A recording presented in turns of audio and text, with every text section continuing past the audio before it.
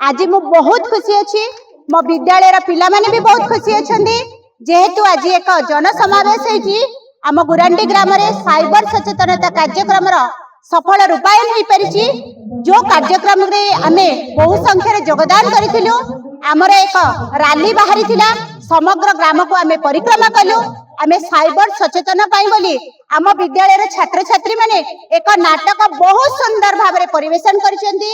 आमे एठारे बहु जिनस शिक्षा कलु साइबर ठकेई रो माध्यम जानि परिलु आ की भली सचेतन रहबो रुहंतु जांच करंतु सुरक्षित रुहंतु। धन्यवाद। आमे साइबर क्राइम सचेतनता विषय किछि मंच उपरे नाटक कलु तेनु खुशी कि आईएएस सर खबर देले जे आम मैम को आउ किछि नाटक संस्कृता मैम आउ सेथे आमे गोटे दिन रे सिखिलु आ आज आमे बहुत खुशी एई नाटक रे परिक्रमा कलु जे